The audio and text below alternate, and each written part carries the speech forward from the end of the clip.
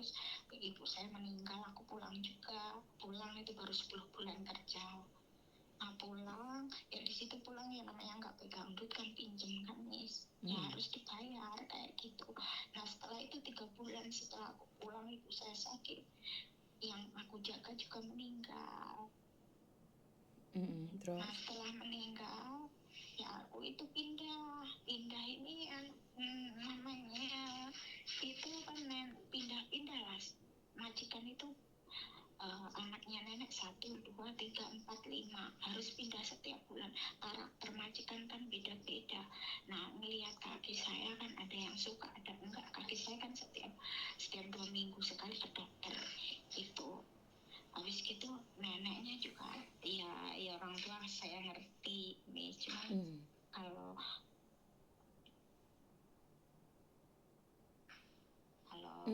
Terus?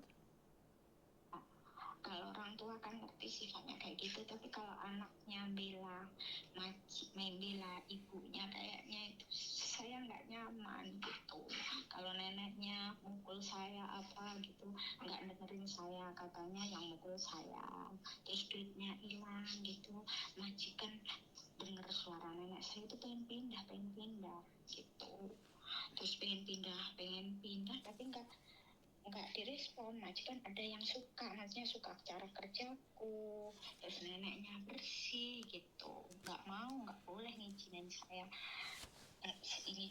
pindah. Padahal itu majikan udah pernah ganti 7 kali pembantu, boleh pindah, kenapa saya nggak boleh gitu. Oke, jadi kamu kaburan itu sudah berapa tahun sih sebenarnya? Kurang lebih 4 tahun. Jadi kamu total ada di Taiwan 9 tahun. Kurang lebih 8 tahun lebih lah. Oke. Nah, karena aku di rumah kan pernah 6 bulan yang waktu habis itu kontrak pertama itu. Nah, intinya adalah saat ini kamu sama sekali tidak punya tabungan nih, jadi anak kaburan sama sekali nggak punya tabungan. Ya ada sedikit Miss, tapi kan di rekening saya nggak bisa keluar.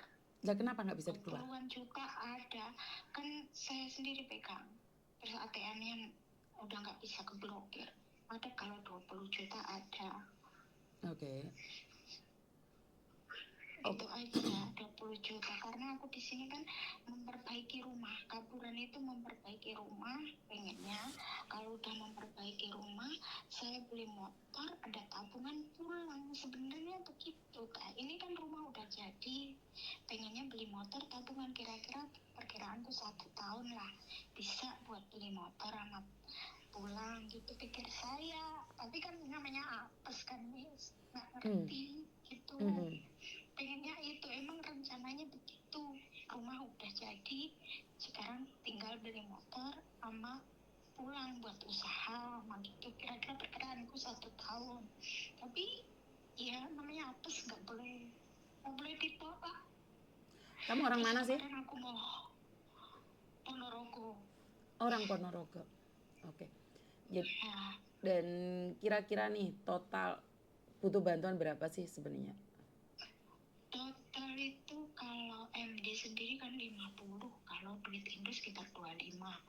Pesawatnya itu sekitar 13 sampai 15, cuman yang lainnya kan nggak ngerti kan Miss.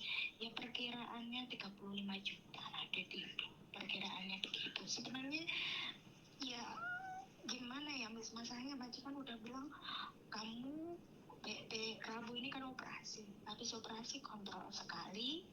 Nah habis kontrol kamu harus pulang, di sini nggak ada yang ngurusi, semua pada sibuk kan gitu, harus pulang. Ini duit dari mana? Kan kemarin aku bilang kalau boleh saya tak kerja mbak pulang, aku kan gitu. Nggak bisa, kamu nggak bisa kerja, takutnya kamu jatuh lagi gitu. Terus aku gimana Miss? Oke. Gimana? Apa saya harus jual rumah? Terus aku nanti di mana?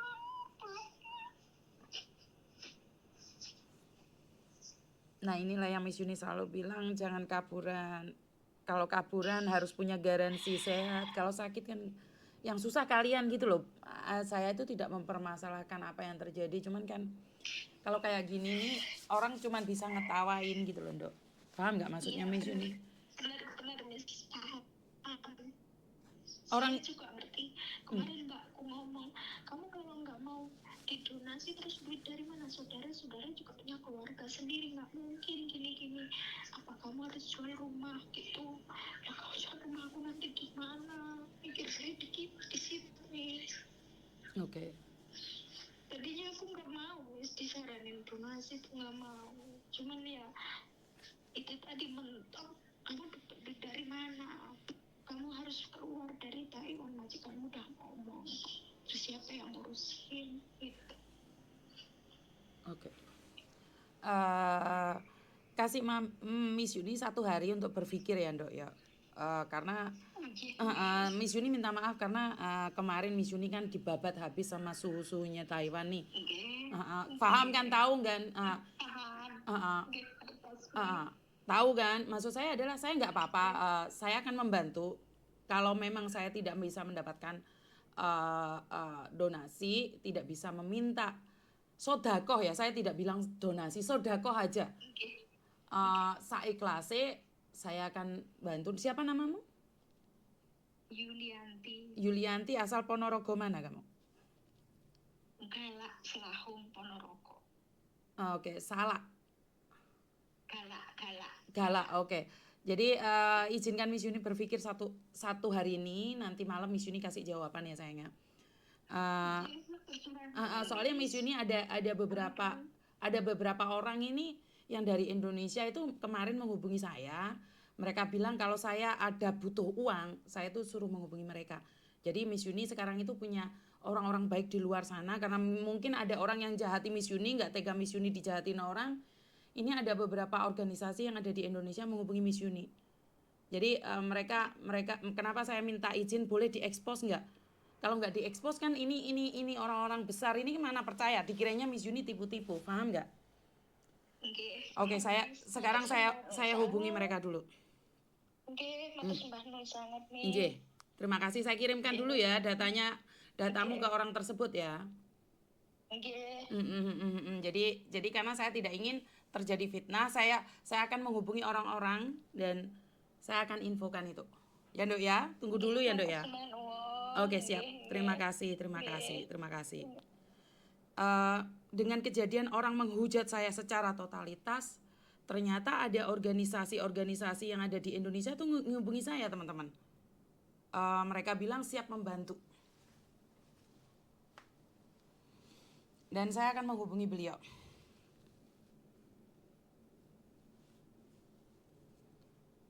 Karena saya dicaci maki di media sosial tuh banyak orang malah membantu saya. Kan heran ya. Saya dicaci maki sama orang, malah ada orang yang membantu saya. Ya hidup ini memang seperti itu ya teman-teman. Saat kamu dicaci maki itu ada yang orang kasihan gitu loh. Lah wong aku iki ra salah kok diajar habis-habisan kan yo.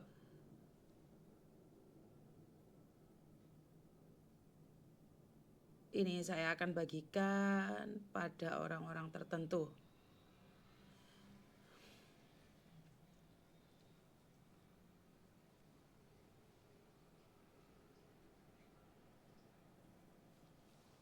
Karena kan saya tidak punya apa-apa ya, saya infokan dulu. Selamat pagi Bapak, saya minta maaf kemarin Bapak telepon saya membantu yang di Taiwan ya Pak. Terus ini ada satu kasus lagi dari Taiwan, mungkin Bapak bisa infokan atau Bapak bisa telepon saya. Terima kasih Bapak, terima kasih. Saya sudah infokan pada salah satu organisasi yang cukup besar di Indonesia sana. Jadi saya capek banget teman-teman, saya nggak tahu otak saya ini kayak lelah banget gitu loh. Saya nggak tahu ini bagaimana saya merefresh otak saya nggak tahu harus bagaimana merefresh ya. Masih kondisinya kayaknya saya nggak fit banget ya kayaknya ya.